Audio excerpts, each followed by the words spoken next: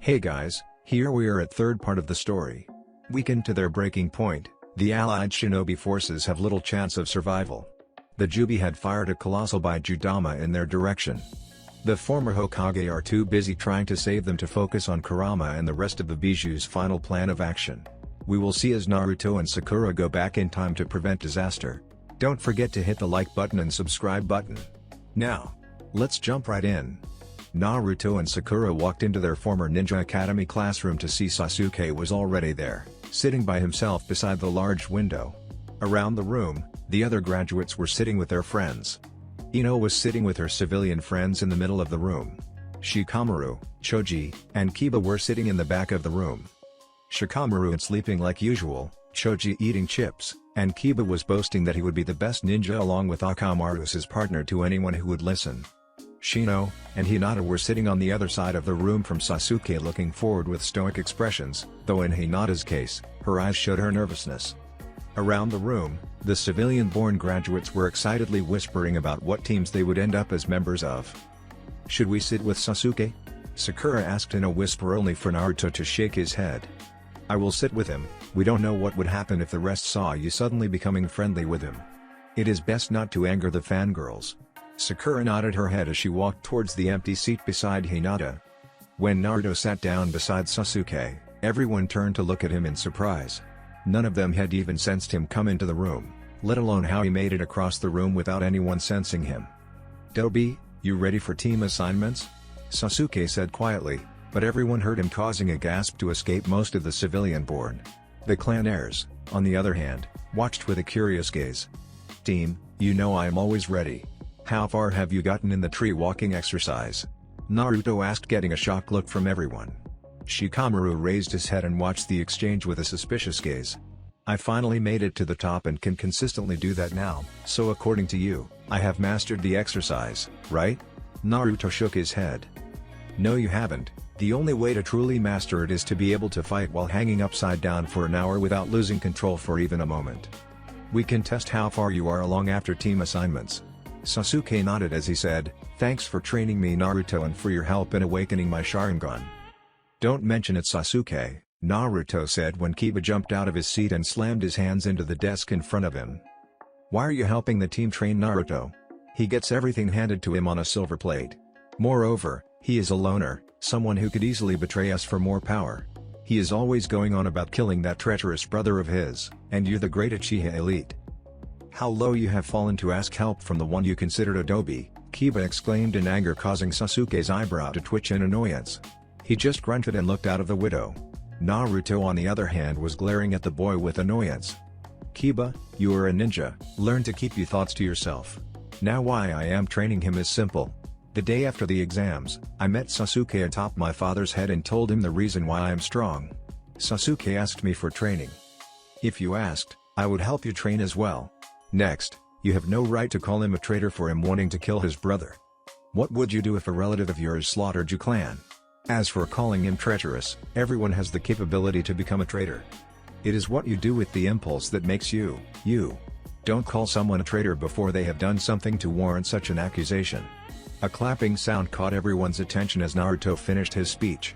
"Good speech, Naruto, and you, Kiba, mind your tongue. What you said could be considered a slight against a fellow Konoha clan. That carries a hefty price, either monetary or capital depending on who you are insulting. As Sasuke is the last of his clan, he is the clan heir. So insulting Sasuke will lead to you receiving 10 lashes. It is in the Konoha charter to prevent hostilities between clans. Do not test it. You are considered an adult as soon as you put the Hittite on your forehead. You shall be punished as such." Kiba nodded, stunned at what Iruka had said as the scar-faced Chunin walked into the room and sat down at the teacher's desk. "Now I have something to tell all of you. As I said to Kiba, all of you are considered an adult from now on. As such, you are now entitled to all the rights given to an adult citizen of Konoha. As a member of the shinobi forces, all of you are expected to behave with a certain degree of discretion. Insubordination carries a heavy price.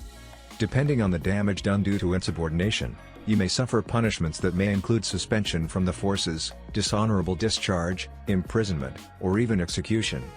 I hope that you keep that in mind as you go about your daily duties. Never overstep your authority or question your superiors without proper reason. As Shinobi, you now carry the honor of our great village. I hope that all of you shall work hard in keeping the image of the village." Everyone nodded in agreement, even Sasuke, who normally ignores such speeches.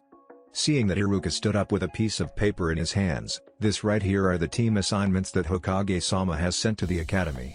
Now I shall give you all your team assignments, so please keep quiet until I am done." After that, Iruka started reading out the assignments. Naruto ignored most of the assignments until he heard Iruka call out, "Team 7 will be Uchiha Sasuke, Haruno Sakura, and Uzumaki Naruto." Ino stood up with a confused expression on her face and asked, "Shouldn't it be Namikaze?" Iruka was about to answer when Naruto beat him to it, "Not really. Father was a civilian while Mom was from the Uzumaki clan, the last known member of the clan to be exact. Mom and Dad decided that I should carry the name Uzumaki instead of Namikaze, both to honor my fallen clan. It would also protect me from my dad's enemies, as most would expect his son to carry his name instead of his wife's maiden name." "Ah, now I see," Ino said with a satisfied nod, causing Iruka to shake his head at Ino's habit of gathering gossip before he continued, "Team 8 will be Aburame Shino, Inuzuka Kiba, and Hyuga Hinata. Team 9 is still in circulation, so Team 10 will be Nara Shikamaru, Akimichi Ichoji, and Yamanaka Ino." Iruka placed the sheet of paper on his desk before looking at his class. It seems that his previous speech had a good effect on his former students. "Now I wish you all luck in your careers. I hope that all of you shall make a name for yourself. Now you may leave for lunch. Remember to be back in an hour to meet your Jonin-sensei." Iruka was about to leave the classroom when Shikamaru stopped him. "Iruka-sensei, I have a question." "Go ahead, Shikamaru. Isn't Team 7 overpowered? I mean, Naruto may be the dobe as he always kept his marks low throughout the academy, but we all know the power he has. Then Sasuke is the rookie of the year and the second best shinobi in the class right after Naruto. Finally is Sakura, who was the top kunoichi even before her own power was revealed. Don't you think it is unfair to the rest of us?" Iruka nodded in understanding before he said with a smile, "I understand your concerns, Shikamaru, but you have to realize that unlike the first 6 teams, the last 3 are specialized ones. Take your own for example. Team 10 is created with the goal of capture, intelligence gathering, and interrogation in mind. Similarly, Team 8 is a team specializing in tracking, capture, and reconnaissance. Team 7 is going to be frontline fighters, heavy support, and asset retrieval from behind enemy lines. That is why they are this powerful. They will not be the ones getting support, they will be the ones providing it."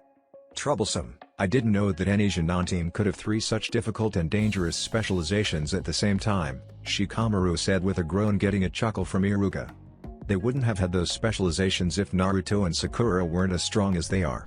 Naruto is probably strong enough to defeat his Jonin-sensei, depending on who his sensei is. Let me tell you something I overheard, Hokage-sama and Jiraiya-sama talking that on his good day, Naruto should be able to defeat either one of them." Gasps filled the room as everyone realized what that meant.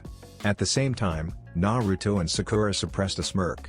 It seems that Jiraiya had already started his information control with Konoha as the source. "Troublesome blonde, couldn't you have kept your abilities hidden for longer?"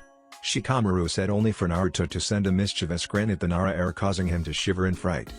He really did not want to know what was going through Naruto's head at this very moment. Every time he had seen that grin, someone had ended up humiliated. He just hoped that it was not directed at him.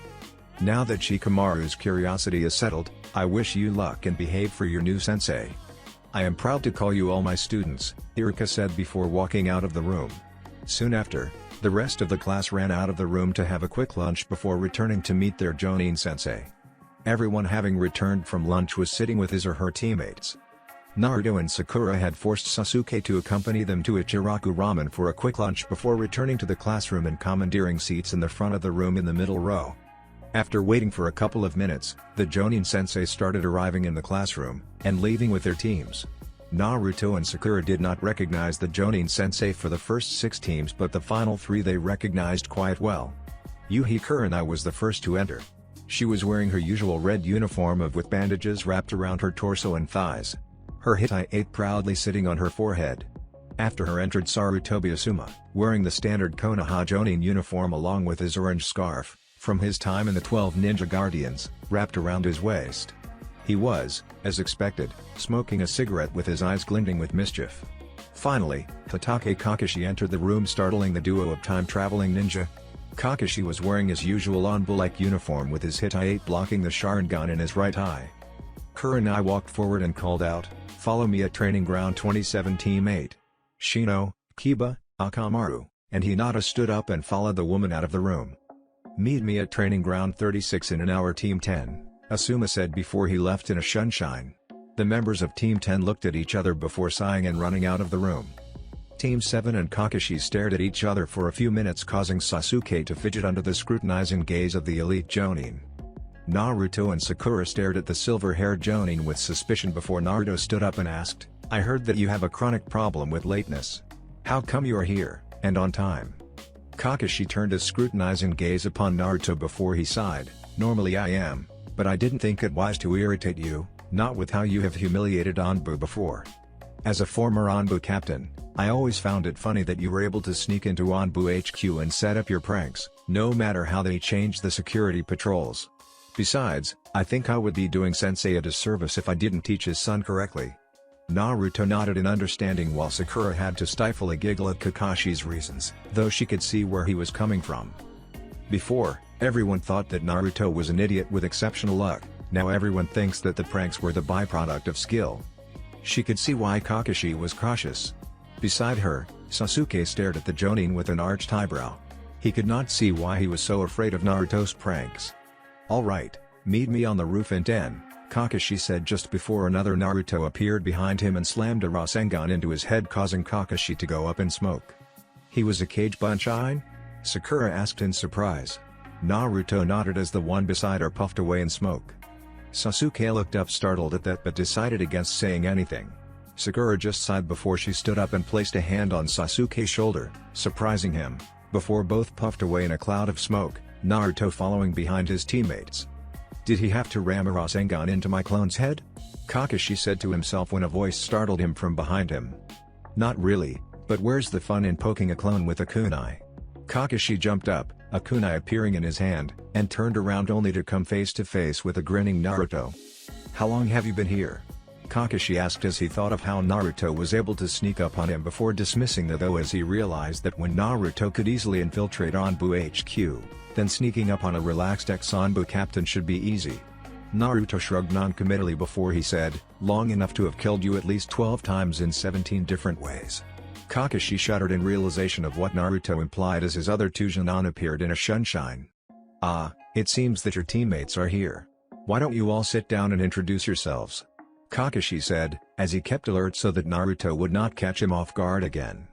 He really did not want to fall under the crosshair of a bored Naruto. After the three Jonin were seated, Sakura asked the obvious question, "Why don't you go first, sensei? We already know each other, you are the one who is a stranger." Kakashi thought for a moment before he shrugged, "Alright, the name's Hatake Kakashi. I like many things.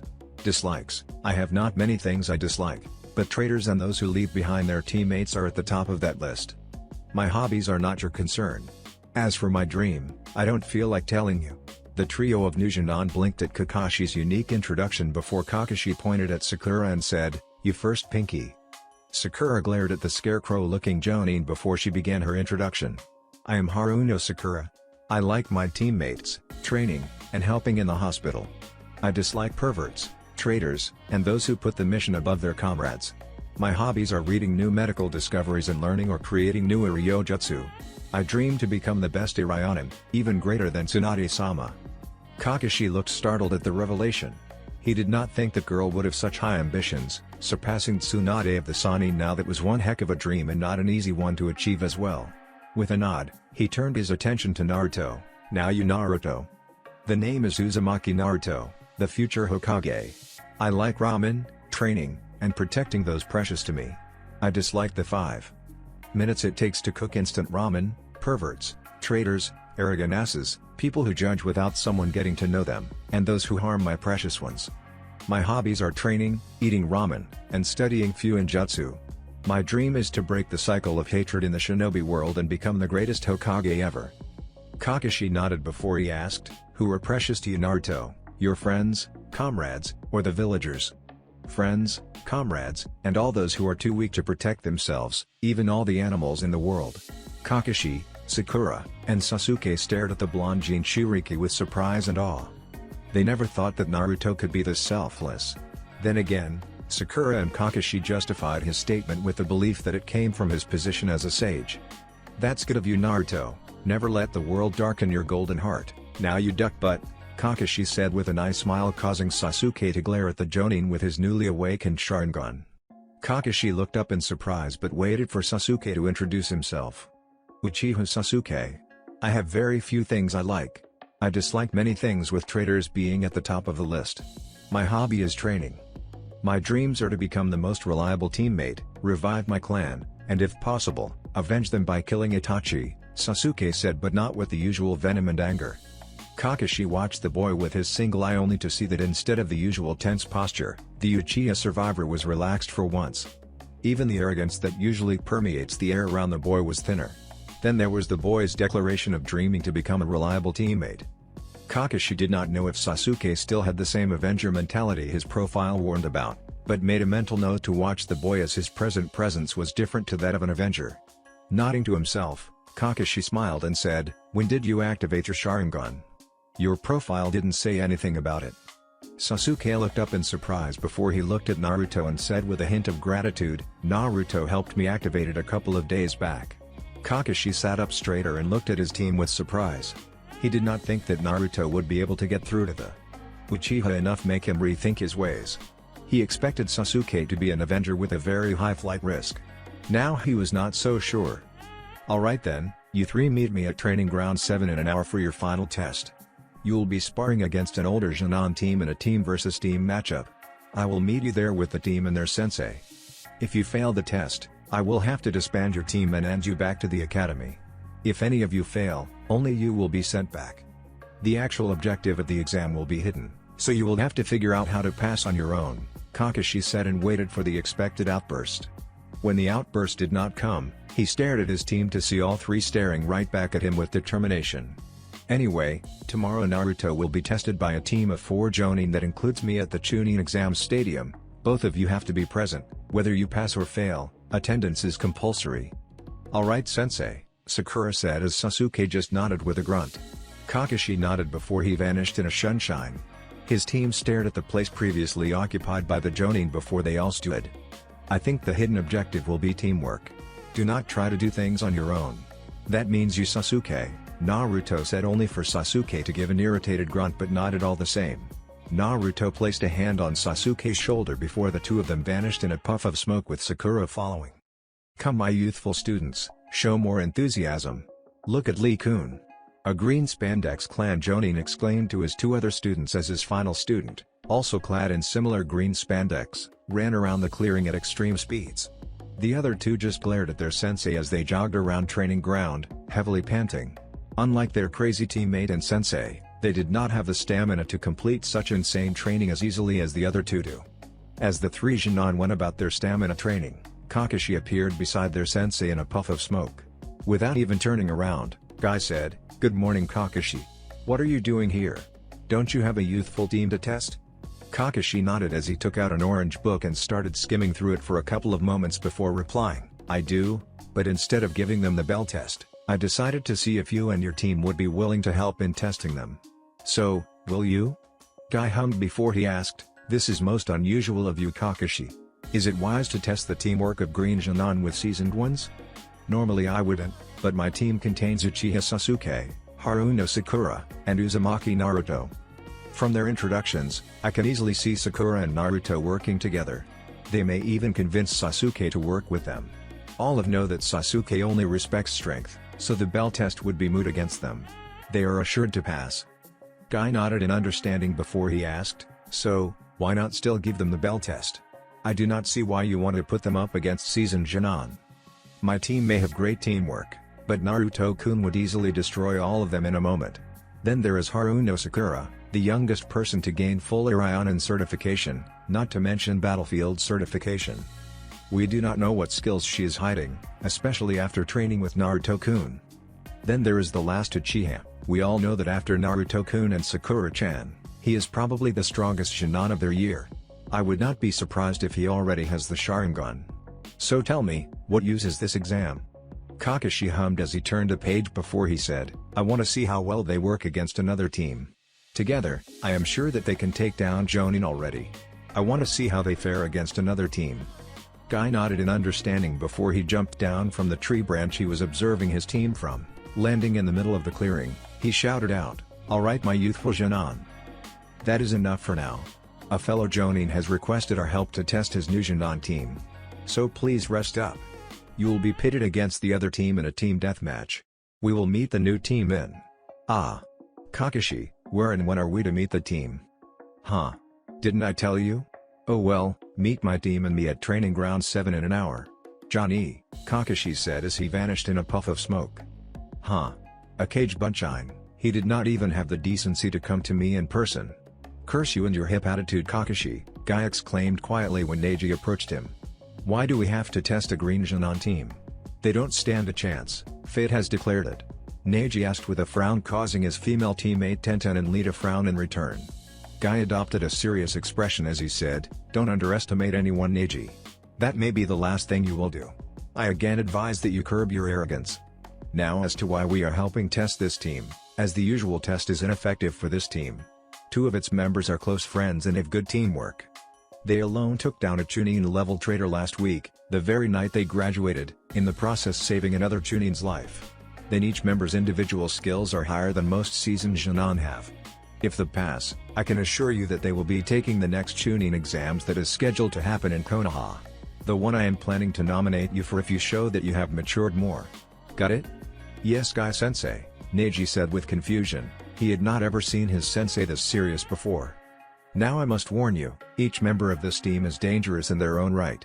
The first member to be wary of is Uchiha Sasuke. If he has the Sharingan, then it is imperative that you Neji quickly take him down. Next, the girl, Haruno Sakura, is the youngest fully certified Urionin. Do not let her get too close. She can easily disable any of you with a single swipe of her hands and the Chakra no Mesu technique. Tenten, you will make sure that she cannot get too close to Lee or Neji. Finally, there is Uzumaki Naruto. Do not let his age fool you. He is the most dangerous in the team. There are rumors flying about that he should be able to defeat Jiraiya-sama no Densetsu no Sanin or even Hokage-sama, Guy said as his Jonin's eyes widened in shock. Don't let him stand around for too long. From what I heard, if he gets enough time to activate Senin Moto or even tap into the Kyuubi's chakra, then all of you are finished. Neji, I want you and Lee to concentrate on him as much as you can while Tenten keeps his teammates off your backs. Lee, I order you to leave behind your weights behind and if required, you have my permission to use that." Lee's eyes widened in shock but nodded in realization of what kind of opponent Naruto was. "Yosh. I never thought you would give me permission to use that. Naruto-kun must be very youthful if you are asking us to take such precautions. If I fail, then I shall run around Konoha 100 times, on my hands carrying a massive boulder. If I can't do that, then I shall climb the Hokage mountain using my teeth. And if I can't do..." Lee was cut off as a massive mace crashed into his head. "Alright already, we get it. Just rest and save you energy for the match," Tenten said with an angry frown with Neji glaring at his teammate. Team 7 was waiting in training ground 7 for their sensei and the other Jonin team he was bringing with him. As they waited, Naruto was reading his book on beginner's Fuinjutsu. Beside him, Sakura was leaning against a tree pursuing through an advanced medical scroll detailing the theory behind using Suiten chakra affinity and healing. Sasuke was sitting on the ground reading one of his clan scrolls on the Sharingan. As they waited, Naruto suddenly perked up and said, "So where's the other team sensei?" "Mama, don't be a spoil sport. Just because you are the best sensor in Konoha does not mean that you should ruin my fun. Here I was hoping to test the others' skills in observation, and you ruined it." Kakashi whined only for Sakura to snort and say, "No. You were just going to stay there and wait until Sasuke asked where you are before revealing yourself while also scaring the pants off him. I see that you didn't include yourself in there. May I ask why?" Kakashi asked, his a curious gleam in his lone visible eye, getting a giggle from Sakura. "I sense you the moment you enter the clearing. Naruto sensed you the moment you decided to head here. The only one with weaker sensory abilities now is Sasuke, but that will be quickly remedied with a bit of experience under his belt." Sasuke looked surprised at how clinically she stated that without even looking at him. "They are here," Naruto said, surprising the rest before they team rushed into the clearing behind Guy. "Yo! Looks like you made it," Kakashi said with a grin as he jumped down from the tree and landed beside his team. "Team, This is Team Guy under Elite Jonin Mido Guy. They shall be your opponents during this exam. Guy and I will be observing you. If I am not mistaken, Guy has given them information on you. You will be going in blind, with no knowledge of their abilities. The objective of the test is do as well as you can against the seasoned team. Understand? Hi Sensei. His team chorused before they put away the scroll and book in Naruto's case before walking forward to greet the team. Know this, you are fated to lose to us, Neji said before anyone could even say something, causing his teammates and Sensei to frown. Sasuke seethed in anger while Naruto and Sakura stared at the Hyuga boy with cold eyes, causing a shiver to run down his spine. Fate isn't predetermined. We make our own fate. Naruto gritted out in anger. He did not remember Neji being this arrogant before. Last time Neji did not know his heritage and status, so he could let Neji's arrogance slide at the time. This time, Neji should have reacted more cautiously to his very presence. Neji glared at Naruto and was about to say something when Kakashi intervened. Alright, let me explain the exam. Team 9, your job is to try and defeat Team 7. Use every skill you have as long as it is non-lethal. Team 7, you do the same. There is a hidden portion to the test, let us see if you can discover what it is. You have 2 hours to complete the test. If Guy or I see that any of you are in danger, we will intervene. Now Hajime, Kakashi said as he and Guy vanished from the clearing and reappeared on a tree branch near the edge of the clearing. Team 7 and Team 9 watched each other carefully for a few minutes before Sasuke finally lost his patience and charged at Neji with his Sharingan blazing.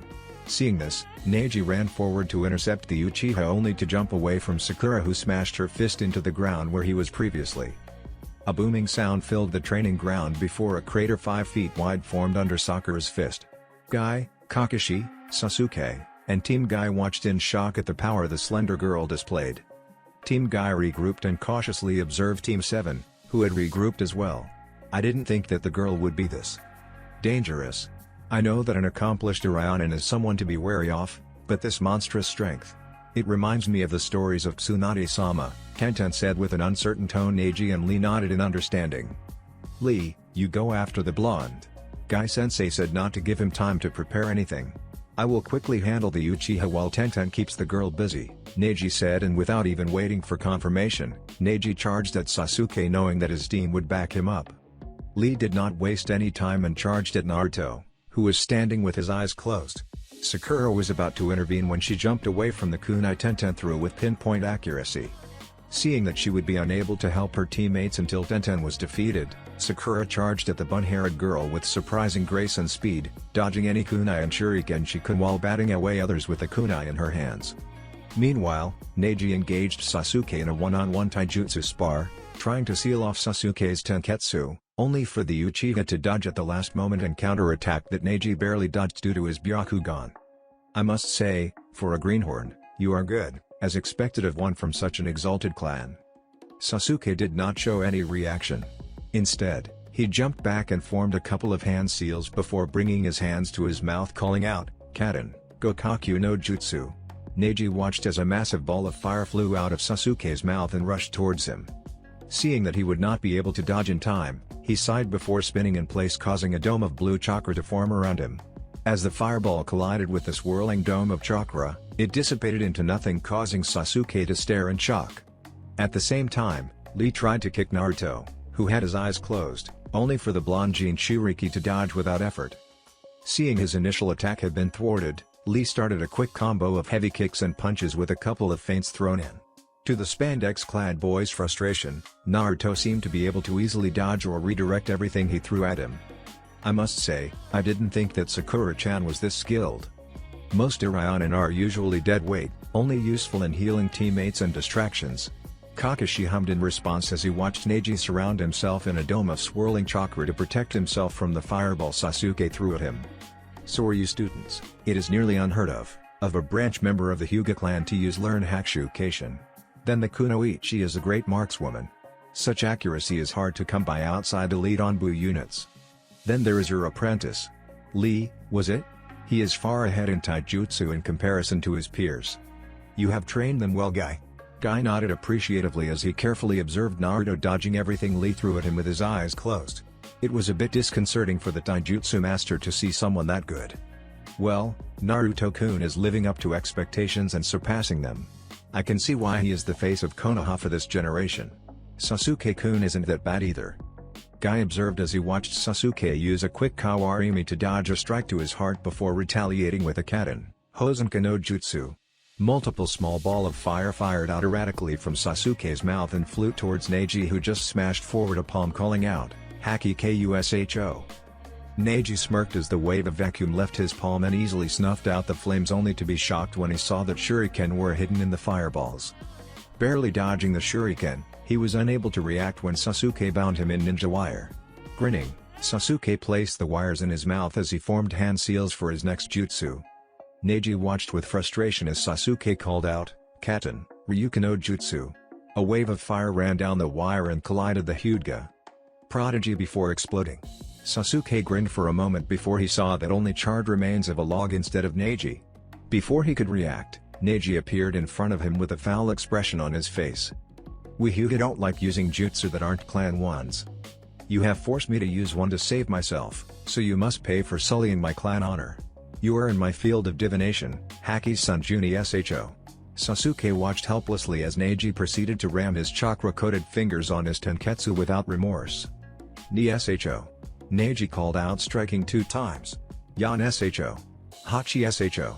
Jiroku Sho. Sanjuni Sho." As Neji landed the final set of strikes, Sasuke was thrown back, catching Naruto and Sakura's attention. Neji was heavily panting from the exertion and the amount of chakra he had already used up. "You alright, Neji?" Tenten asked, only for the Hyuga prodigy to ignore his teammates' concern. Turning his attention to the downed Uchiha, he said arrogantly, "Give you. As I said, fate had already declared my team the winner. I have sealed your tenketsu. Now you are as powerless as a civilian is. Without you, your team will lose. All of you should just give up now." Neji expected the other to give up right there, but he gaped when Naruto, Sakura, and Sasuke started laughing. Lee and Tenten appeared beside the tired Neji with confused looks in their faces. Neji started getting angry when Sasuke spoke up. "You think temporarily disabling me has put my team in a disadvantageous position? You are more blind than I thought. You call yourself a member of the clan with the all-seeing eyes, but I say that your clan is blind." If he wanted, Naruto could have finished the fight in the first few moments. The dead last. Don't kid yourself. The only reason he is so highly thought of is for who his father is. Konoha is known for favoritism. The main branch has always shown favoritism. Neji spat in anger, everyone to frown at Neji's anger, but decided to let Sasuke handle it. Sasuke sighed before he said, "Until recently I was obsessed with power for revenge. I can see you walking down the same path I recently left. If you let that anger fester, I will not be surprised if you end up in Uknan." As for Naruto being respected for his father's accomplishments, I cannot refute that claim among the civilian populace, but amongst the shinobi, I can guarantee that most respect him for his prowess. Let me tell you, when Naruto first started training me, I used all of my power and then some to try to defeat him. I failed. He was faster, stronger, and most of all brutal. He did not let up even when I was on my last legs, forcing me to activate my Sharingan to save myself. Even then, if he did not stop at the right moment, I can guarantee that I would be in the hospital still recovering. The sad thing was that I know he did not even use a quarter of his true power. Now do you still think he would win if he was serious? Tenten, Lee, Guy, and Kakashi gaped in shock at the revelation while Neji just sneered, "Your words won't affect me, for all I know this must be a plan your team came up with to psych us." Sasuke just shrugged and shakily stood up. Neji was about to attack Sasuke again when Naruto appeared in front the Uchiha along with Sakura, a frown marring his face. "Sasuke is right, you are blind if you can't tell the difference in chakra levels between my team and yours. Sasuke has just as much chakra as you. Sakura has enough to put most Jonin to shame. Me, even without Kurama, I have more chakra than Jiraiya and the Sandaime combined. I do not know how good your Byakugan is, but I believe that it can see the flow of chakra within us. The smoothness of the flow is directly dependent upon our control. Sakura has the smoothest flow in the whole of Konoha. I can even dare to say that she has perfect control." "How do you know that?" Neji sneered as he concentrated in observing what Naruto said. To his surprise, he found the word of the blonde Jinchuriki was true, though he would not admit that. "My Senjutsu allows me unparalleled sensory abilities to the point I can even sense the chakra affinities, health, and emotions of someone. If you do not believe me, You can ask Hyoshidono, Naruto said with a smirk before he nodded to Sakura, who grinned in response. Naruto was engulfed into a cloak of yellow chakra with black lines flowing throughout the cloak. Neji, Lee, Tenten, Guy, and Kakashi watched in awe at the power radiating from Naruto. Naruto placed a hand on Sakura's shoulder, causing a tailless cloak of bubbling red chakra to engulf the girl. Both grinned as Naruto said, "Have fun, Sakura, make sure to not accidentally kill them." Before Team 9 could react, Sakura charged forward at greater speeds than before, catching them by surprise. At the same time, Naruto placed a hand on Sasuke's shoulder, causing a pulse of chakra to flow through the Uchiha's body, forcefully reopening the closed tenketsu before a bubbling cloak of red chakra formed around him. "Please don't tell me he did what I think he did?" Kakashi whined, causing Guy to smirk. "If you mean sharing the Kyuubi's chakra with his team, then he did. I wonder what that will change," Guy said as he watched the wounds on Sasuke's body give off steam before sealing up without leaving behind a single scar. Kakashi and Guy watched in shock at that revelation. Everyone speculated that the Kyuubi used to increase Naruto's healing ability. Now they had proof. "My god, look how powerful Sakura-chan has become now," Kakashi said as he watched with a wide-open eye at the massacre Sakura was performing. All around the field, there were craters as large as 12 feet wide. Tenten and Neji were panting while Lee had sweat dripping down his face. "Lee, use it. If you don't, you will lose," Guy said with a serious expression, causing Kakashi to look at him in shock. "You didn't teach him Tenhachimon Tanko no Jin, did you?" Kakashi asked, only for Guy to nod. "How many can he open?" 3. "But they should be enough to change the tides a bit," Guy exclaimed as he watched Lee scream out before a massive wave of invisible chakra caught everyone's attention. Lee's hair had risen into the air, flowing in an unseen breeze. "Lee, are you alright?" Tenten asked as Neji watched with curiosity as their teammates screamed in what seemed pain before a massive wave of invisible chakra erupted from him. "Kaimon Kai," Lee intoned before he vanished from beside his teammates and reappeared behind Sakura, catching her off guard. She did not expect Lee to be able to open the inner gates this soon. Before she could dodge, Lee called out, "Kono Hokage Booyah," and kicked her into the air. Jumping after her, Lee flipped himself as he unwrapped the medical bindings around his arms and quickly wrapped them Sakura before started rapidly spinning with the girl in his grasp.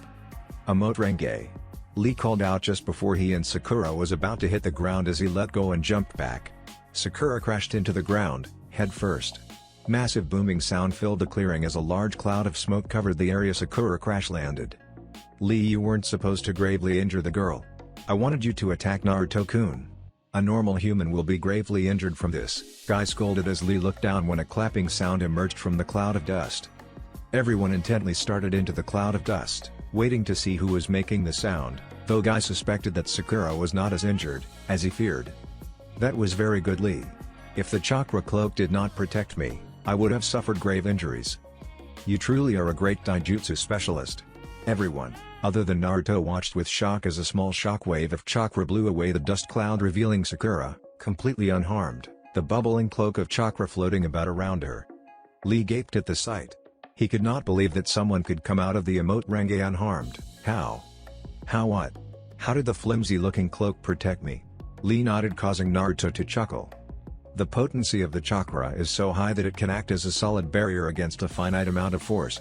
Your technique does not have the strength to pierce it," Naruto said, causing Lee to nod in realization.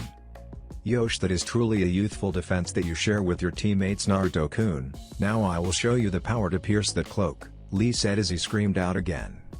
A green aura formed around him as 2 strands of smoky blue swirled around him. His skin turned red as his hair flew up. "Kyuuman Kai.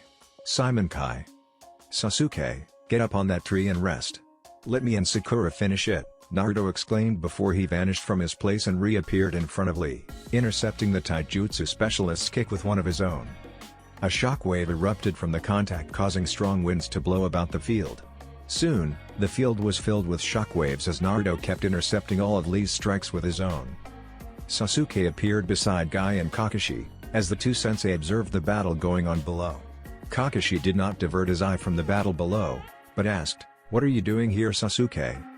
"Naruto asked me to climb a tree and rest. That is what I am doing. I have already used a lot of chakra.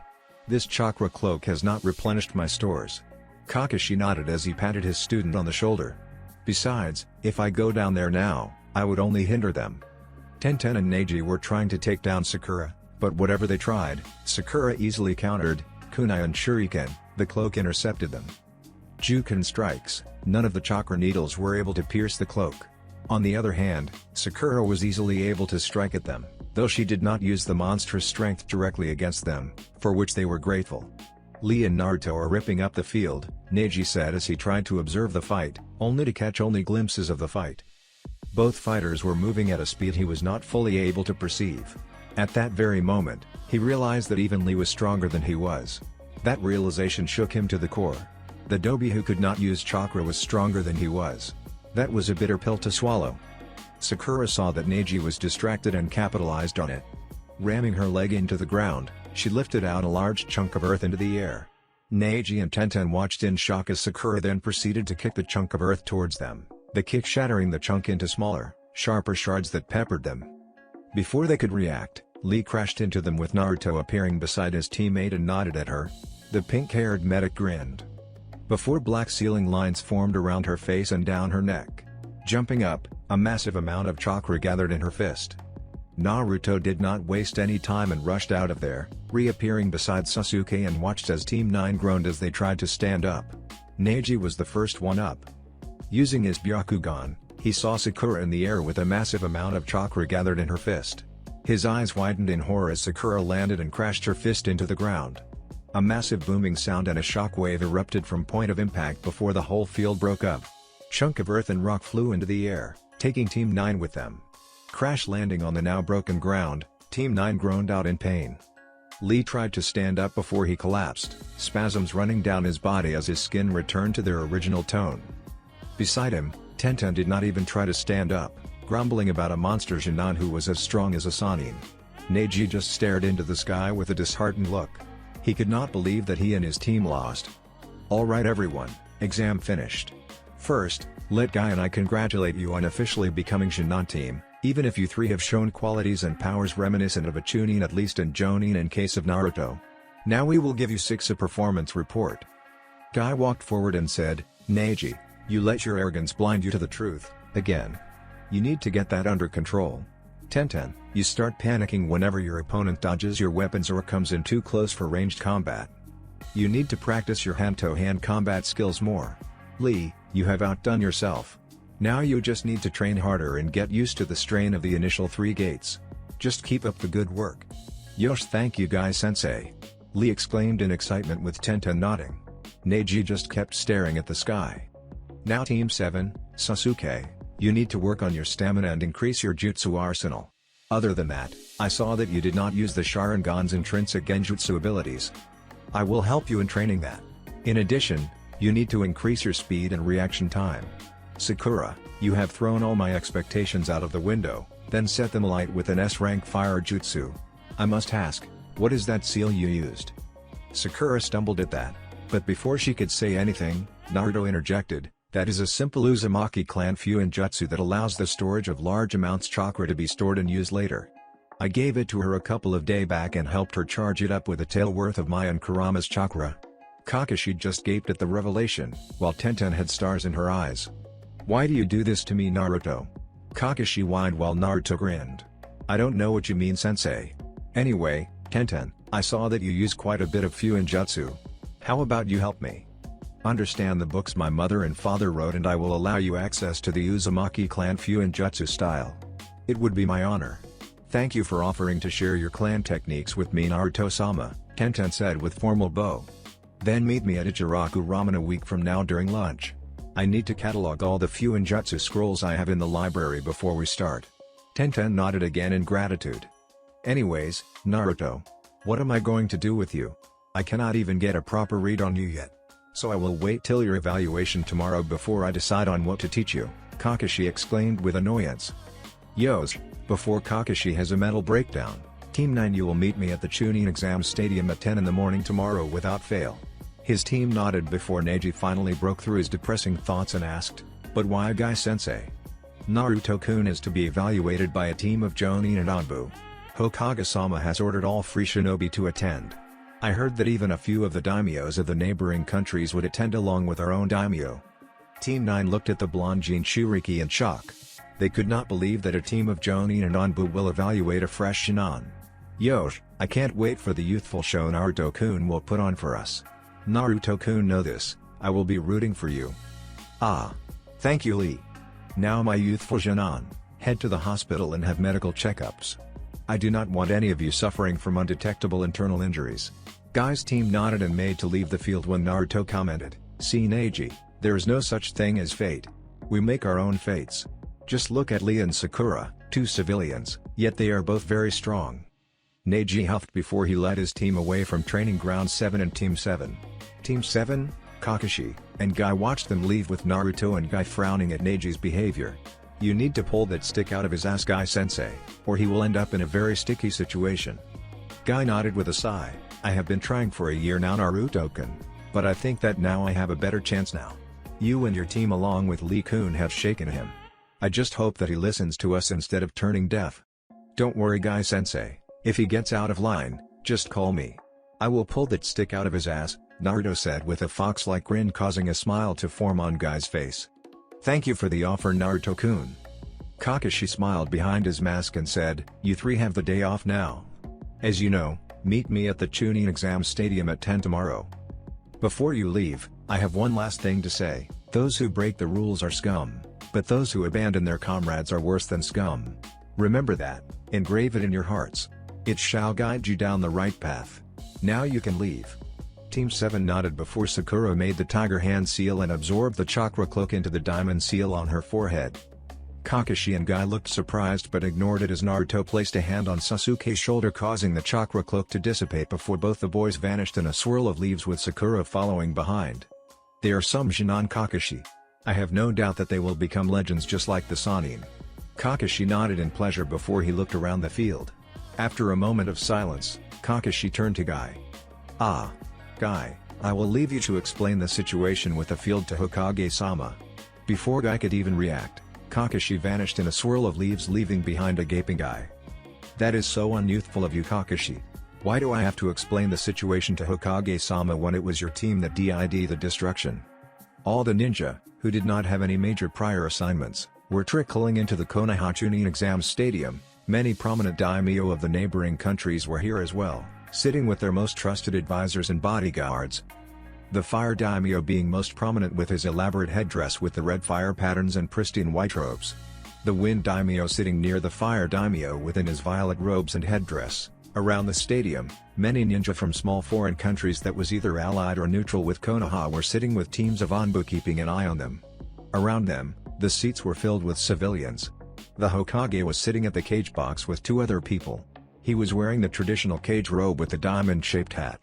Beside him was another man wearing similar robes with the kanji for wind on his green diamond-shaped hat, his face hidden by veil. The final occupant was a large man with dark skin and pale blonde hair. He was also wearing the traditional cage robes with a yellow hat carrying the kanji for lightning. These three were Sundaime Hokage, Yondaime Kazekage, and the Yondaime Raikage. Their names, Sarutobi Hiruzen, Kazekage Raza, and three of the most powerful men in the world. May I ask why you invited here, Hokage Dono? He asked with confusion as Raza nodded in agreement. Yes, why have you invited up to attend a testing of one of you shinobi? If I am not mistaken, a Shinon as well. Why would a Shinon require a team of Jonin and Anbu to test him? Raza asked with thinly veiled irritation. That is because he isn't an ordinary Shinon. He embodies what it truly means to be a shinobi. Even I did not have an inkling to the depth of his abilities until he defeated a Chunin traitor with his friend. From what I have gathered by interviewing them, both of them have been hiding their skill. I thought you two would be interested in him due to his heritage and status. So I decided to invite you, Hiruzen said, though he knew that both his fellow Kage did not really believe him, not that he would believe himself. The excuse was a bit weak. What heritage would that be, Hokage Dono? He asked with curiosity. I believe that you would easily be able to connect the dots when he arrives in arena. He does look like a carbon copy of his father with his mother's mannerism, Hiruzen said with a secretive smile that aroused his curiosity even more. And his status, does it pertain to his heritage? Raza asked, equally intrigued.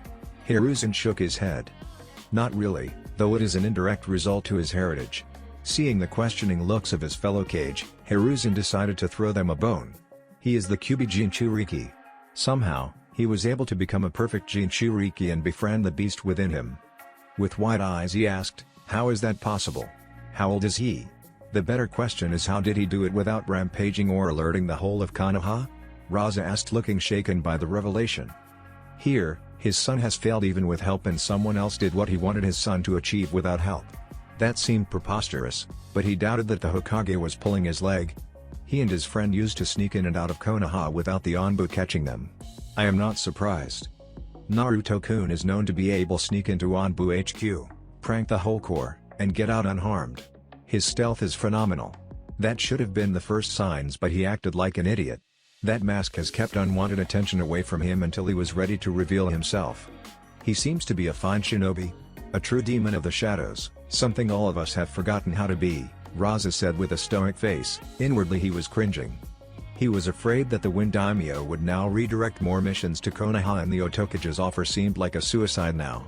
That is if the child was as powerful as he suspected. Raza realized that this was a power play. Hiruzen was making a statement and was using them and the daimyo to attest his claims. A loud cheer from the Konoha ninja filling the stadium drew the three Kages' attention. Staring down into the arena, they saw the Genjutsu mistress, Yuhi Kurenai, appear along with Sharingan no Kakashi, Mito Gai, Sarutobi Asuma, and two Anbu with the cat masks, one a woman and the other a man. Finally, Konoha's snake mistress, Mitarashi Anko, appeared eating a stick of dengo. Seeing that the testers had already arrived and knowing that Naruto would be making a grand entrance, Hiruzen stood up. Activating a small seal, Hiruzen started to speak. "Thank you all for coming to this evaluation of Uzumaki Naruto's abilities. Now many of you would be wondering why I am making such a big event out of such a common test. To answer that, I must reveal something that I have kept secret for 12 years. I know that the traveling merchants are spreading around many rumors for the last week. Those of you who were not here when I made the announcement, I will now confirm or disapprove of those rumors." Hiruzen stopped and looked around to see that he had everyone's complete attention. Nodding to himself, the aged Hokage took a deep breath and started speaking again. "Everyone knows that the Kyuubi no Yoko attacked Konoha on the 10th of October, 12 years ago. Officially, my successor, Namikaze Minato, had sacrificed his life to kill the great beast. That was a cover-up. No mortal can kill a bijou permanently. They will reform a certain number of years later. The only way to defeat a bijou completely is to seal it into a person. Depending on the seal used, it may require a newborn baby or even adults. I see that realization is dawning on you all. That is right, Minato sealed the beast into a child, his own newborn son in fact." Hiruzen stopped talking and smirked at seeing the shocked expression on his face. Seeing the questioning look the dark-skinned man was giving him, Hiruzen nodded before he addressed the crowd again. "Uzumaki Naruto is the child. The son Daime Jinchuriki of the Kyuubi after his own mother, the Nidaime Jinchuriki Uzumaki Kushina, and the Shodaime Jinchuriki, Senjutsu, the wife of the Shodai Hokage and Naruto's great aunt. Now I would like to tell you that we are not testing him for his heritage or status as a Jinchuriki. No, we are testing him for his own prowess he achieved without help or even alerting anyone. On his own, he has become a perfect Jinchuriki with a great bond with the beast sealed within him to the point they can work together without conflict. I know what all of you are thinking, how can a dumb beast hell-bent on causing destruction and mayhem can work with its jailer? The truth is that the bijou are sentient beings capable of feeling emotions and making rational decisions, or so Naruto-kun tells me." Hiruzen waited quietly for that information to seep in before continuing. "However, that is not his greatest achievement yet. It is he becoming a master sage that makes me test him. Normally, to become a sage, one needs the guidance of a master sage from one of the animal summoning clans. Naruto-kun recreated the toad-style Senjutsu by watching a small toad summon fighting against a snake summon somewhere in Training Ground 44. As of now, the great toad sage of Myobakuzen has taken him on as an apprentice. An honor that has not been bestowed on any human since Gamamaru-sama trained the Rikuda Sennin, as he had admitted.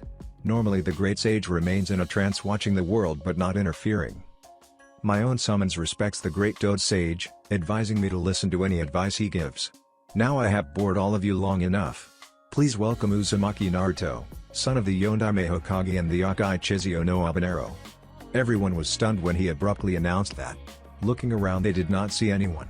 Only a small column of swirling dust to form in the center of the arena before it grew into a large and powerful tornado. Everyone watched in awe as the tornado remained in place, blowing dust and winds before imploding upon itself before dissipating, revealing Naruto kneeling on the ground with a fist supporting him. As he slowly stood up, everyone saw that he was wearing the Anbu-style uniform that Jiraiya gave him, with the burnt orange flak jacket and having the zip undone, revealing the mesh undershirt. His red haori with the yellow lightning embroidery was fluttering about in an unseen wind. His Konoha Hittite was wrapped around his waist, while the new Hittite with the kanji for Bijou and Senin engravings was proudly tied around his forehead. Everyone saw that he had attached multiple equipment pouches on his legs and a sealing kit on his hip. His messy blonde hair was also fluttering about in the unseen wind. Everyone stared in shock at the boy's sudden appearance.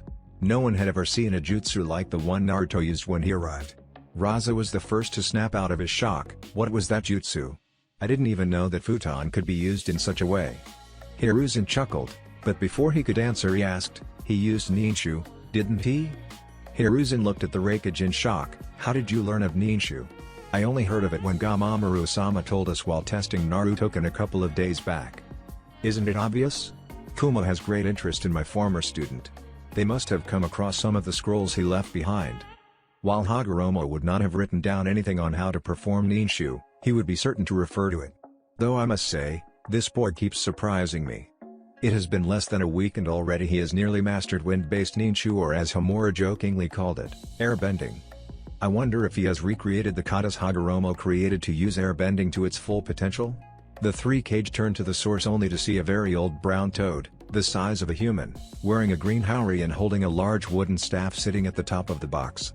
The guards accompanying the Raikage and Kazekage stiffened but relaxed when Hiruzen bowed to the old toad.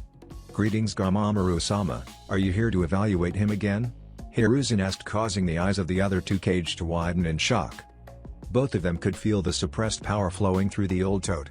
See, one of the Raikage's bodyguard tried to sense the depth of the toad's chakra only to shiver when he realized that even Karabai and Bijou Modio did not release that much power. Not really, Sarutobi-kun. I just came to see how much he has progressed since a week ago. He has potential to surpass Hagoromo-kun. I want to see all of his skills to be able to bring it out. Now, why don't you start the match? Hiruzen nodded before he addressed the crowd. The test will be broken into two parts.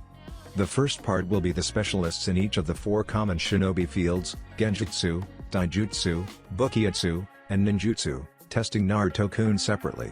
Second part will be an all-out spar, Naruto-kun versus the team of Hatake Kakashi, Yuhi Kurenai, Might Guy, Sarutobi Asuma, Mitarashi Anko, and the two Anbu, Kat and Tora. Isn't this a bit too much for a fresh Jinan? He asked with concern, with Raza nodding in agreement. Neither Kage could believe that a recently graduated Jinan would need such an illustrious team to test. All five of the Jonin were legendary in their own right, adding two Anbu into the mix was overkill. Hiruzen just chuckled, not really. I am more worried for my Jonin and Anbu. I hope they do not underestimate him. I really don't want them being hospitalized. The two Kage just stared at the older Kage with uncertainty. Now start the evaluation. So, who is it going to be? Naruto said with a cocky grin, causing Kurenai to frown. The red-eyed black-haired woman walked forward, weaving hand seals. I will be first. Now break the following genjutsu I will put on you, Megan, Narakumi no Jutsu. The group of Jonin and Anbu waited for a few moments for a reaction from Naruto before Kakashi's lone eye widened in realization. Low-ranking genjutsu don't work on you, do they? Naruto chuckled before replying with a nod. Kakashi smiled beneath his mask. You are just like Kushina-sama. You were waiting for one of us to realize that. That's right. Thanks to Kurama and my Senin Modo, any genjutsu below B rank just flows over me without affecting me. Care to try again, Kurenai-sensei? Kurenai's frown deepened before casting a higher-ranked genjutsu. Kai, Naruto said as he pulsed his chakra without even making a hand seal. Good try, but try again. Three-layer genjutsu was good, but with my Senjutsu, it is useless. You can't fool my senses that easily. What do you mean, you aren't in Senin Modo, are you? Kurenai asked with confusion, getting a chuckle from the blonde Jinchuriki. Not at the moment, but I can enter and leave Senin Modo 2 times in a second. He is going to surpass every expectations I have for him. I did not think he would have progressed this far in just a week. Even Hagoromo-kun didn't reach this stage at the pace Naruto-kun did, Gamamaru said just as an old silver monkey appeared beside the old toad. The monkey was wearing a faded yellow haori with a gnarled staff in his hands. He is truly deserving of your attention, Gamamaru-sensei. I didn't expect him to be this prodigious. Gamamaru nodded in agreement. True Ozaru-sen Dono, I didn't expect to meet another prodigy like him in my lifetime. Prodigies like him come once in multiple millennia. The cages all widened their eyes in shock. One could easily explain the presence of Gamamaru, the presence of the Ozaru-sen was not. Alright, I can tell that any genjutsu under an S-ranked one is useless against you, and since most S-ranked genjutsu are also dojutsu based, I will have to pass you for genjutsu detection and release. Now I heard rumors that you have an A-ranked genjutsu under your belt, like to show me? Kurenai asked with interest. It is not every day a Jonin can boast of mastering such high-level techniques, specifically genjutsu. Not at this moment, but I can assure you that you will face it during the spar, Naruto said, causing Kurenai to nod in approval. Alright then, I will say that your genjutsu skills will fall under lower rank. You can take him now, Guy, Kurenai said as she walked away. Guy nodded and rushed towards Naruto with a massive grin on his face. Let's hold back for the moment, shall we, Naruto-kun? We do not need to overextend ourselves before the spar. Naruto nodded. Alright, Gai-sensei. Guy nodded before he pulled out a pouch and started pouring chalk dust to form a circle, 20 foot in diameter. After finishing the preparations, Guy nodded to himself and addressed Naruto. In this evaluation, we will only use taijutsu. Since your style is heavily dependent on Senjutsu, you may use it. It is up to you. You will need to stay in the circle for 10 minutes or push me out. I won't be using Senjutsu. Granted, my taijutsu style requires Senjutsu to use it to its full potential, but you aren't going to use the Hachimon Tanko, so it would be unfair to you. Guy nodded in appreciation. Then the time limit is 5 minutes. Kakashi, will you be the moderator? Kakashi nodded as he walked to the edge of the circle. On the count of 3, start. 3. Naruto and Guy got into their starting stances. 2. Both stared at each other with indescribable expressions. 1. Both of their muscles tensed in preparation. Hajime. As Kakashi began the match, both ninja rushed towards each other at great speeds before their fists collided, beginning a sequence of kicks, punches, and leg sweeps at each other, blocking some, dodging others, and parrying the rest. For the next 3 minutes, both used the basics of their styles to try and get an upper hand on their opponent, throwing in a couple of more advanced techniques into the mix, hoping to take their opponent by surprise. This is unreal. How can a Jonin hold his own against a Jonin of Guy's stature? Guy is borderline S-ranked himself. A Jonin whispered in shock when a chuckling caught her attention. She looked about trying to find the source, only to come up blank. Shaking her head, the woman returned her attention back to the match to see Naruto jumping up into the air like a frog before bringing his extended leg down on Guy's head. In retaliation, Guy jumped back before rushing in with a roundhouse kick, calling out, "Konohaguriki Senpu." "Oh Kami, Guy-sensei isn't holding back as I thought he would," Tenten said with anxiety. Her teammates, Lee and Neji, both nodded in agreement, though Neji's face held a pained expression. "What do you mean?" Tenten turned to see a blonde-haired girl with light blue eyes was the source of the question. "I thought that Guy-sensei would only keep to the basics and not include any of the more advanced technique related to the Goken Taijutsu style. Who are you anyway?" "Oh sorry, I am Yamanaka Ino, nice to meet you senpai. Anyway, Naruto is my classmate. Until now, we all believed that he was a dobi, a fool. Now we aren't too sure." Tenten nodded. "The academy ranks are useless in the real world. I was the top kunoichi of last year, Neji was the rookie of the year, and Lee was the dobi. I used to believe that if Lee, as he is now, went against someone from your class, he would come out on top. That was before I learned that Lee had a trump card that could easily allow him to take down most Chunin. In fact, I am sure that he could easily defeat Neji now, even though Neji is considered a prodigy." "I see what you mean. Even though he was the dobi in class, real-life experience and training has made him far better than anyone expected," Ino said, getting a nod from Tenten. "That was before we faced Team 7 yesterday. Their sensei asked our team to help administer the Jonin test on them. Guy-sensei accepted. At first, we believed that we would win in that too quite easily. That was far from the truth. Uchiha Sasuke-san was easily able to keep up with Neji until Neji pulled out one of his trump cards, taking Sasuke by surprise. At the same time, Haruno Sakura-san was a monster, shattering the ground with a single punch, pulverizing rocks into dust with a kick. What Jonin can face off against such power? Her power was astounding. Her strength was reminiscent of Tsunade-sama's. Then there was Uzumaki Naruto-sama. He did the least, the leader of their team. Simple planning, overwhelming power, and unpredictable behavior, he easily set us up for Sakura-san to finish the match with her monstrous strength. Yosh, you forgot that Naruto-kun had shared the Kyuubi's chakra with his teammates, which empowered, healed, and protected them. The Kyuubi's chakra was so potent that even some of my strongest techniques did not faze Naruto-kun or Sakura-chan, Lee said with a grin, causing Team 8 and Team 10 to look at Naruto in shock. I didn't know that Bijou chakra could be shared? Didn't we learn that Bijou chakra was corrosive? Shikamaru asked with a shiver running down his spine. What do you mean? Chakra can't be shared? Everyone glared at the shaggy-haired boy who said that. Anyo Akiba, you do know that Urayan intend to transfer their chakra to some patients who have suffered from chakra exhaustion, right? Choji asked before he said, Tsunade-sama created that technique, though most Urayanen don't have the capability to do that.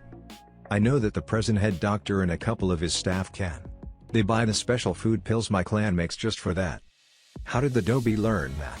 Kiba asked, causing everyone around him to shake their heads in exasperation, even the normally kind Hinata. I mean, he isn't an Urayanen. Sakura probably taught him, or at least told him the theory. She is the youngest fully certified Urayanen with specialization in surgery and battlefield qualification, Ino said offhandedly, causing everyone to look at the pink-haired girl in awe. That's beside the point. How did the troublesome blonde transfer Bijou chakra? Shikamaru asked with irritation. Naruto actively purifies the corrosive Bijou chakra by mixing it with his own before transferring it. Chakra carries the feel of one's soul. Naruto's goodness purifies the dark taint of the Kyuubi. Now the 5 minutes are nearly up. You had all better turn your attention back to the battlefield. As the 5-minute mark was passed, Kakashi walked forward and called out, 5 minutes are up. This is a tie. Guy and Naruto disengaged and bowed to each other before straightening up. You have proved yourself in the intense art of taijutsu. My evaluation of your hampered skills gives me the impression of you being a mid-A ranked skill. With your Senjutsu, I would dare to say that you are easily S-ranked. Thank you for your compliment, Guy-sensei, Naruto said with a bow before he asked, if you don't mind, may I and my team train with you from time to time, particularly weight training? I saw the chakra weights you were wearing and felt the chakra within them. Yosh, what youthful proposition. If your sensei doesn't have any problem with it, I will be happy to oblige, Guy said with a smile.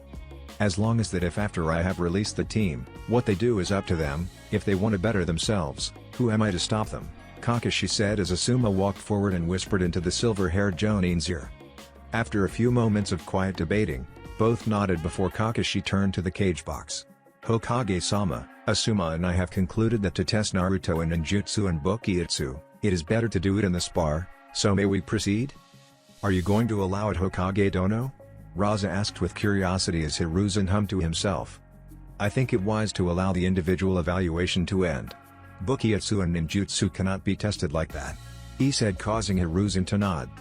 You are right, Dono. Proceed with the spar. Jiraiya will be your proctor. Hiruzen surprising everyone present. Jiraiya-sama, when did he return? Kurenai asked, getting shrugs from her fellow Jonin and the Anbu. Alright everyone, Naruto take the south side, team take the north side, Jiraiya said as he phased into existence beside Naruto. From Naruto's expression, Kakashi concluded that either Naruto knew beforehand that Jiraiya was going to be present or he had sensed Jiraiya when the rest of his colleagues failed. Then again, Kakashi was not surprised. One cannot become a spy master without the skills to fool Anbu. After everyone was in place, Jiraiya started to announce the rules. Since everyone is in place, let me announce the rules. First, I have final say. When I declare a participant unable to fight, or are to retire, I expect that Shinobi or Kunoichi to promptly obey. Disobey my command, you find yourself suspended. Second, if your opponent concedes, you promptly get back from them. Third, no techniques that guarantee a kill are to be used. Fourth, have fun. Hajime. The team of 7 experienced Shinobi and Kunoichi could not even react before a crushing pressure fell on their shoulders, forcing them onto their knees. Kakashi, Guy, and Tora forced their heads up and looked at Naruto with apprehension and shock. An aura of blue flame-like chakra was visible around Naruto, chakra visible to the naked eye. All three realized that Naruto's chakra was so dense that channeling all of that was causing it to become visible. They noted that there were cracks on the ground originating from Naruto. I am so happy that Naruto didn't really focus his chakra that much during the test, Iruka said as he took a bite from the stick of dango in his hand. Beside him, Izumo looked confused. Seeing his comrade's confusion, Iruka decided to explain himself. I asked Naruto to channel as much chakra he could. The effects were similar to what you see Izumo, just that this time Naruto has focused the chakra pressure on his opponents. I didn't know that chakra had pressure. Kotetsu asked with shock as he watched Kurenai shiver as she tried to stand up. Beside her, her team was barely standing, with Kakashi, Guy, and Tora being the only ones not shivering. The fearless Anko was seen looking at the boy in horror, while Asuma and Kat were cautiously watching the boy for sudden movements. Chakra does have pressure, the only reason we don't feel it is because our own usually nullifies the pressure we are feeling.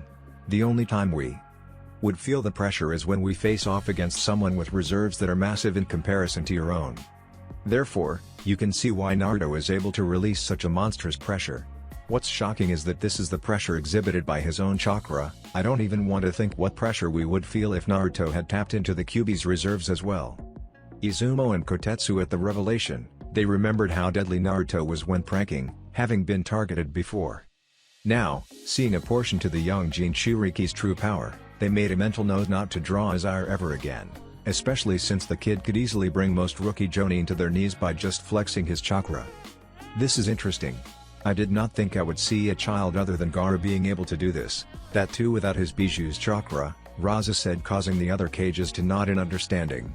Even Hiruzen was shocked at the power his surrogate grandson was exhibiting. I am having second thoughts now. I am not even down there and yet I can feel the slight pressure from right here. It reminds me of being in Hashirama-sensei's presence, Hiruzen said, getting surprised looks from me and Raza. I don't know much about Hashirama-sama, but his presence reminds me of my brother in Bijuu Modo. I must say, if he is half as good as his father, I would like to spar with him to see how far I have come. He said with grin. What is happening? Kurenai gritted out as she finally stood up, her hands and feet still shaking. If I didn't know any better, I would say I was facing off against Orochimaru, just without the killing intent, Anko said with a blank look in her eyes. Everyone looked at the woman in shock. If you all can't stand in the very presence of my own chakra, without any augmentation through Senjutsu or Bijuu chakra, how can you expect to fight me, let alone evaluate me? Naruto taunted before his blue eyes became red in color. At the same time, an incomprehensible killing intent filled the stadium. The worst of it centered on the 7 ninja in front of Naruto. All around the stadium, many civilians fainted, Jinan and Chunin started vomiting, the Jonin were shaking, and the cage sweating profusely. All of them realized that Naruto was channeling Kyuubi's killing intent and hatred. The presence did not last long, barely a couple of seconds before it vanished, but the damage was already done. Kurenai had fainted, foaming at the mouth. Anko, Asuma, and Kat were kneeling on the ground panting. Kakashi, Guy, and Tora were barely standing, with Guy's face covered in sweat. One could conclude that Kakashi and Tora also had sweaty faces. Kurenai is retired. Medic, take Kurenai out of the field. It seems that she needs immediate medical attention. A team of medics ran onto the field and quickly carted off the unconscious Kurenai. Jiraiya turned and said, Naruto, kill the use of the killing intent. This is a spar to evaluate your skills. Using Kyuubi's killing intent to knock out opponents showcase is nothing. I use that to judge the level of my opponents. If any of them fainted, as Kurenai did, then it was safe to assume that they would not be able to survive the spar. She could have lost her life. It would be a tragic accident, but Konoha would have lost a fine Jonin. That was too much a risk for me to take. Killing intent is after all a common tool among high-level shinobi. Jiraiya nodded before he turned to the team of Jonin and Anbu. You six feeling alright? Do any of you want to retire? Jiraiya asked, getting glare from Anko. Don't coddle me, pervert. I am not a snot-nosed Jinan. Jiraiya nodded to Anko after seeing the others agreeing with the snake mistress. Nodding, Jiraiya jumped back, calling out, Hajime. Before Naruto could even react, Guy, Kat, and Asuma charged forward, Kat drawing her sword and Asuma channeling chakra through his butterfly knives. At the same time, Kakashi revealed his Sharingan and started weaving hand seals for a jutsu. Anko thrust forth her palms, releasing multiple snakes ready to bite the blonde-haired Jinchuriki. Finally, Tora had weaved through a couple of hand seals before blowing out a strong jet of water. Sinai Jashu. Anko had called out from behind Asuma, causing the Jonin to jump to the side as the snakes flew by. At the same time, a stream of pressurized water flew by Kat's head with Tora calling out, "Suten, Mijirappa." As the two jutsu flew towards Naruto, the blonde Jinchuriki just grinned before he went through a sequence of taijutsu katas. The katas mesmerized everyone. Each kata was some kind of circular motion reminiscent to the Hyuga Juken, but still fundamentally different. The most mesmerizing thing about the katas was the motion of the winds. As Naruto went through one kata to another, the air around him flowed, following the motion of his arms. A single upward punch caused a wave of wind to intercept the snakes and throw them out of course. With a palm thrust, a stream of compressed air collided with a stream of water and nullified it. With a leg sweep, a blade of wind flew at the three approaching ninja, causing them to jump back in order to dodge. That child is truly a diamond in the rough. He has already mastered the basics of wind ninju. He even recreated the Bagwajang Taijutsu style to help in manipulating the winds, and he is not even in Senmodo. I didn't expect him to become this proficient already. Gamamaru commented with surprise, getting shocked looks for the monkey sage in the cages. The group kept their attention to what Naruto would do next. They saw Kakashi breath out a massive ball of fire at Naruto. At the same time, Asuma released a wave of strong winds to power the flames up, causing the ball to increase in size. They are going a bit far, aren't they? Raza asked with surprise at the collaboration ninjutsu, just before his jaws dropped at the unexpected event that occurred. As the flames flew towards Naruto, the young sage took a deep breath before he clapped his hands together before thrusting them forward in a spear-like motion. To everyone's shock, the flame split from the point of contact and flew past Naruto before quickly dying out. Gamamaru chuckled. It seems that he has an instinctive connection to the elements. A stronger one than even Hagoromo had. Even with Kage Bunshine, it would be impossible for him to master fire ninju already, yet he used a high-ranking fire ninju technique to redirect and suppress the fire, all the while executing a perfect dancing dragon kata. Truly an amazing feat. I am so happy I decided to accept his help. Hey Sakura, did you know that he was this powerful without the fox? Sasuke asked with trepidation. He really did not want to hear the answer, but he still needed to. Until the spar with Gamamaru-sama a week ago, he didn't have any knowledge on the use of ninju. He must have been using the Kage Bunshine to practice and master it. The shocking thing is that he had not even planned to start fire ninju until he mastered wind, water, and earth. Then again, he is driven by instinct during a fight. I have seen him instinctively create and master a technique during a fight. Sakura said, causing Sasuke to nod in realization. At the same time, the rest of the Jonin around them were gaping at Sakura's statement. They could not believe there was someone able to create and master techniques in the heat of battle. That's good, then we still have a chance to catch up with him, I hope, Sasuke said with a grin. Sakura giggled at that before commenting, I don't think there is anyone in existence at this moment who will be able to challenge him. Catching up to him, we will have to see. You think he would teach us how to bend the elements to our will? Sasuke asked with a curious expression marring his usually stoic face. As he is doing, I don't know if we would even be able to do it. The amount of chakra needed to bend an element to our will would be astronomical. I do not think anyone but a Kage or another Jinchuriki would be able to do that. Then again, we may need to master Senjutsu before we can even think of learning to bend the elements, Sakura said, causing Sasuke to look down in disappointment. But we can ask him and see if we can learn as well. I have to say, Naruto, you are holding back and still giving us problems. I think it is time we took it up a notch, Kakashi said as he nodded to Kat, who was behind Naruto. Kat nodded back before quickly weaving hand seals before launching a beam of blue-white lightning at Naruto's back. The hair on the back of Naruto's neck stood up, causing the boy to react instinctively. Raising a hand, his index and middle finger up, he pointed it at the approaching lightning. All around the stadium, everyone was clutching the edges of their seats and watched in horror as the lightning struck the tips of Naruto's fingers. Naruto! Sakura screamed out in panic, only to stop screaming in shock of what she saw. The lightning was absorbed into Naruto's fingers, small sparks flowing down his arms, through his belly and then up the other arm. At the same time, Naruto spun around and pointed the index and middle finger of the other hand at Tora, before launching out a larger quantity of lightning at the shocked Anbu. Reacting on instinct, Tora quickly weaved hand seals before slamming his hands onto the ground. To everyone other than Naruto, Sakura, Kakashi, Kat, Jiraiya and Hiruzen's surprise, a dome of interlocking wooden pillars formed around the Anbu just as lightning struck the dome. A massive explosion occurred, obscuring the dome in smoke. He. Kat kept repeating in shock with Anka nodded in understanding. It was not every day an opponent turned their own jutsu against themselves or their comrades. Kakashi and Guy looked at Naruto with shock and awe. This is interesting. Being able to redirect lightning is not something I have ever seen. Especially since lightning generation is a very advanced fire ninja technique, Gamamaru said, getting confused looks from the cage. Anyo Gamamaru-sama, I don't mean to be rude, but isn't lightning a completely separate element? He asked with trepidation. Gamamaru stared at the muscular cage with a scrutinizing look before sighing. It seems that many have forgotten that fire and lightning are two sides of the same coin. Both are connected to heat. Fire thrives on heat while a lightning strike generates heat. Both fire and lightning are elements based on pure energy.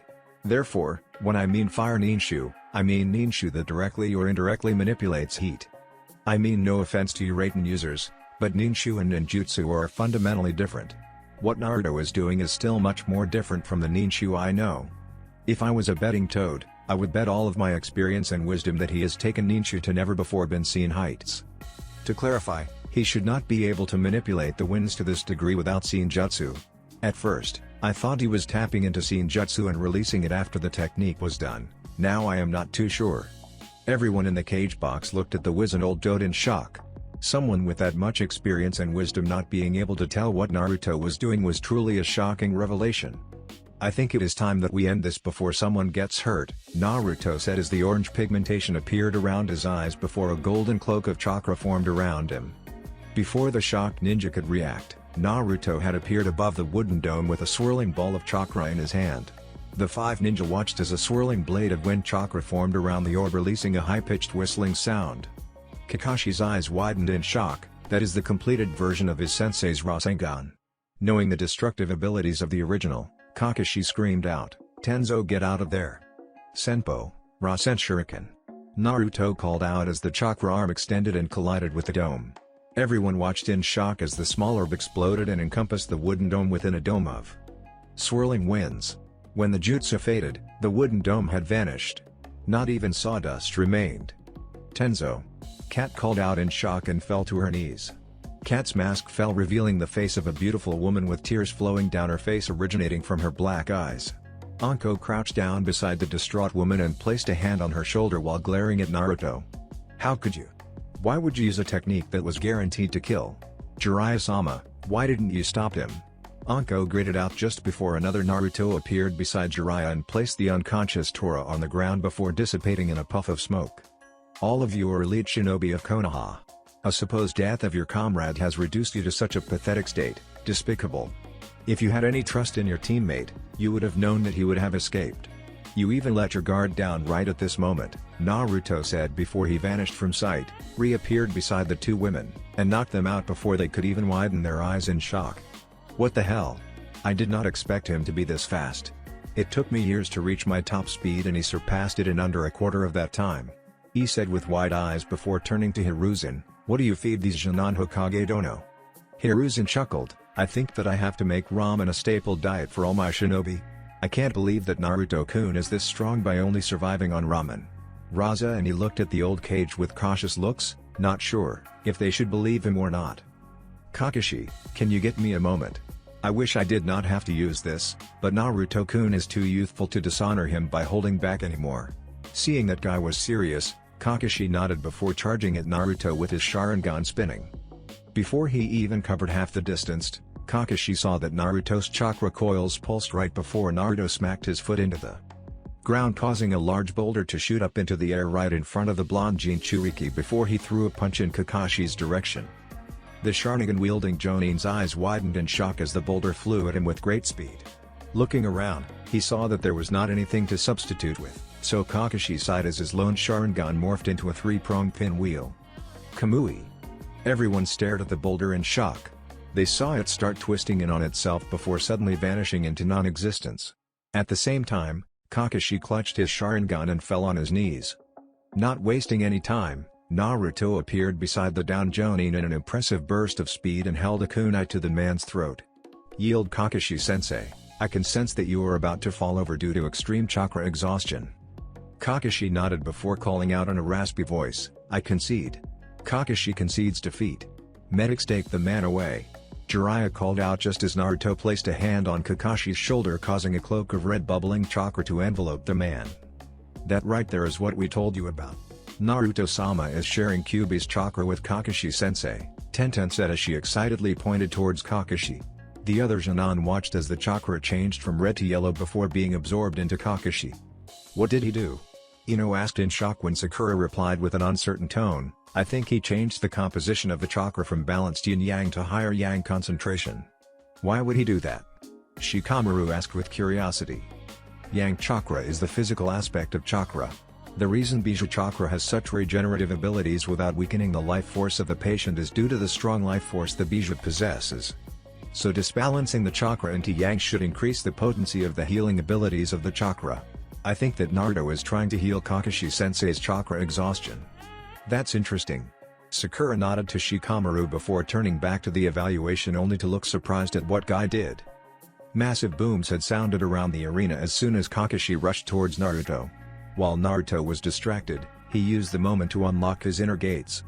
Kaimonkai, Kumonkai, Simonkai, Shomonkai, Tomonkai, Kimonkai. Guy's hair was flowing up due to the intense chakra pressure around him. His skin had become dark red, while his eyes had become pure white. The most amazing thing about him was the green aura surrounding him. He waited until Kakashi left using a shunshine before drawing Naruto's attention to himself. I must say, Naruto-kun, you are the most youthful ninja I have ever seen. Since you defeated all of my comrades without even trying, it would be a slight to you not to fight at my best, so prepare to face the power of the green beast, Guy said before he vanished from view and reappeared behind Naruto. The Jinchuriki, still clad in Kyuubi chakra ammo, augmented with Senjutsu, and kicked him into the air before continuing to kick the young blonde Jinchuriki higher into the air before performing a flip and crashing an extended fist and foot into Naruto's stomach. Ura Renge! Guy called out as Naruto flew towards the ground. Everyone cried out in shock at the beating Guy gave the young blonde boy, but sighed in relief when Naruto performed a mid-air pirouette, causing a massive gust of wind to catch him before he kissed the unforgiving ground. Everyone watched in shock as both landed on their feet and stared at each other with inscrutable expressions. After what seemed like hours, Guy finally spoke up. Just as I expected, your Senjutsu-enhanced Kyuubi chakra cloak is too strong to pierce using such weak techniques. Let's see how it stands up to my next move. Naruto grinned before he and Guy vanished and reappeared, clashing in the middle of the field. Every punch Guy threw caught alight in flames, while Naruto used minor circular motions to cause gusts to wind to blow away the flames, while the motions themselves easily redirected the punches. Jumping back, Naruto did a circular leg sweep at Guy, causing a wave of wind to fly towards the spandex-clad Jonin. With a show of strength, Guy easily withstood the gale force wind before he grinned. It seems that nothing less than the Red Beast would be able to fight against someone of your caliber. But since releasing the Red Beast would kill me, let us be satisfied with the Blue Beast. Kyomonkai. Don't, Guy-sensei. You'll be hospitalized, Lee shouted out in fear, causing the others to look at the boy in shock. What do you mean Guy-sensei will be hospitalized? Tenten asked with a shaky voice, causing Lee to look at the others with a serious expression. The Hichimo Tanko no Jin is a kinjutsu, the pinnacle of taijutsu. Opening the inner gates grants great strength but rips the body apart from the inside. The greater the number of gates opened, the greater the effect on the body. One has to prepare the body to survive the opening of the gates.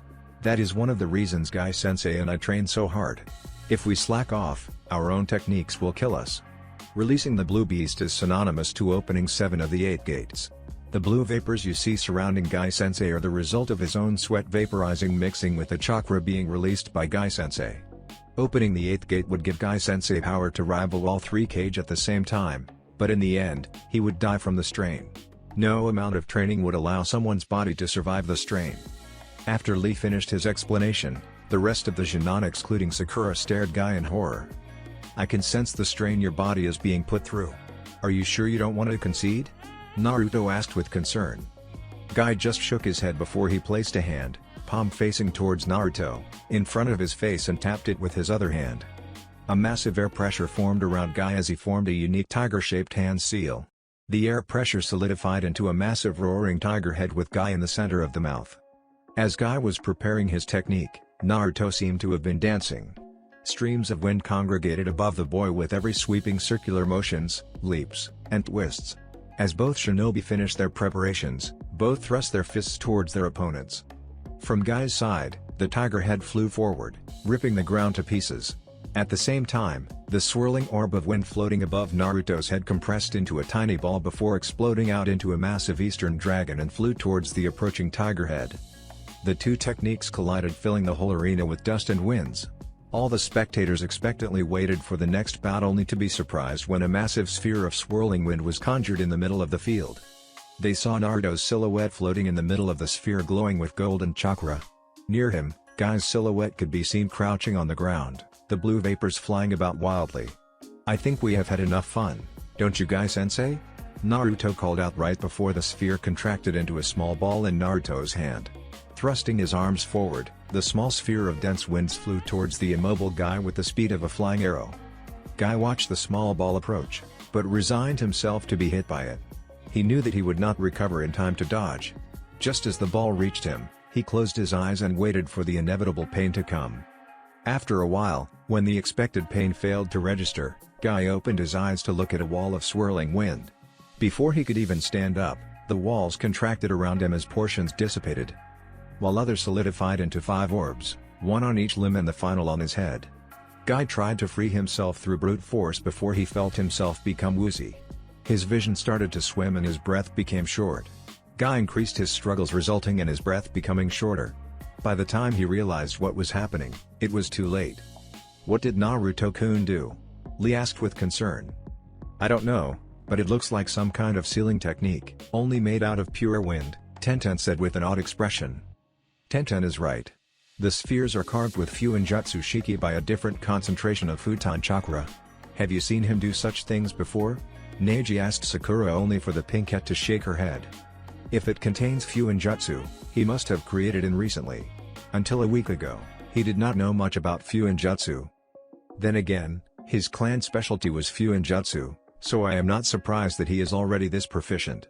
Neji nodded in understanding. There were prodigies born to clans who had a great understanding of their clan techniques. He was one himself. It seemed that Naruto was one as well. "That's fine, but how is he doing that? Don't we need ink and tags to apply seals?" Shikamaru asked with curiosity. "Don't ask me, Tenten is the Fuinjutsu expert here. The only other one is the one using that technique." Sakura huffed in annoyance. The Uzumaki clan was always able to project seals using their own chakra. You can call it a pseudo-bloodline. They have done it for so long that the unique chakra signature of the clan had changed in its properties to allow such a thing. "I know that it can be taught, but not to the level young Naruto-kun is doing. Jiraiya-sama can carve seals with chakra alone. Nidaime-sama and Yondaime-sama could apply a seal with just a touch." The group turned to see an old woman was the speaker. Seeing the inquiring looks from the youngsters, the woman chuckled and said, "The name's Hanako. I was a jonin that served under Nidaime-sama during the Start Second War and under Sundaime-sama under the Third. I was fortunate enough to see both Nidaime-sama and Yondaime-sama in combat personally. I was also had the honor to see the Uzumaki clan in action. Some of the sealing masters could take down rampaging Bijou by manifesting chains out of their own chakra and using it as a medium to use their Fuinjutsu. However, Naruto-kun has taken it to a completely different level. How he is doing it without keeping a constant connection to the chakra, I do not know." "So such levels of Fuinjutsu were common among the Uzumaki clan?" Sasuke asked with interest. He had read that the Uzumaki was considered a clan at the same level as his own, the Uchiha. Now he was realizing why. Hanako nodded. "That's right, though they also have a strong life force, allowing members of the clan and their descendants to live for much longer than average while having huge reserves of chakra and a strong healing factor." Mito Guy has fainted, and with that, the evaluation spar is over. "Shosha, Uzumaki Naruto." Jiraiya's voice filled the stadium, drawing everyone's attention back to the field. Sakura did not wait any longer and jumped over the barrier and onto the field, Team 9 following in her wake. As they reached down Guy, they could see small amount of blood seeping from the man's nose and mouth. Sakura crouched down beside the downed man, her palms glowing with green Areo chakra. Before she could even place her hand on the unconscious man, Naruto placed his palm on Guy's chest, causing the bubbling chakra cloak to form around him. The cloak glowed golden for a few moments before being absorbed into Guy right before the man coughed and sat up. "Lie back down, Guy-sensei, I need to check you," Sakura ordered as Lee and Tenten forced the man back down. Sakura scanned Guy with her jutsu for a few moments before sighing in relief. You are good to go, Guy-sensei. When Lee said that you would end up hospitalized, I was quite worried, but it seems that Naruto has decided that I wasn't a good enough medic, so he created a powerful healing technique, Sakura said with a smile. Of course I don't think that you are a worthless medic. I just wanted Guy-sensei back on his feet as soon as possible, so I channeled Yang Chakra into him to speed up the process, just as Kurama does when I am injured. Naruto exclaimed. I was joking, Naruto, I already realized what you were doing. Besides, I doubt anyone other than you or a fellow Jinchuriki could do that, though I doubt that anyone else other than you would be able to purify Bija Chakra enough to make it effective. Naruto nodded in appreciation. You can get up, Guy-sensei, but make sure to rest for a couple of days. Yosh, your springtime of youth is blooming with beautiful flowers. Being willing enough to heal your opponent when it is not your job is truly youthful. May that heart of yours never be tainted with unyouthfulness, Naruto-kun, Guy said with a smile as he stood up. And Sakura-chan, I will take your recommendation with humble acceptance. Sakura nodded with satisfaction before turning to Naruto only to see a horse-masked Anbu talking with her teammate. Naruto-sama, Hokage-sama wishes to speak with you and your team, right after Kakashi-senpai is given a clean bill of health. Naruto nodded to the Anbu, causing the man to bow before vanishing in a puff of smoke. You heard him, right? Sakura sighed before nodding. Yeah, I heard. What do you think this is about? Calling you, I would understand, but the whole team? I don't know, but we will find out soon anyway, Naruto said as he pointed towards the approaching Kakashi and Sasuke. That's it for this video. I hope you all enjoyed the video. Don't forget to like the video, subscribe to the channel, and follow me on my other social media accounts. Anime God here, and I'm signing off.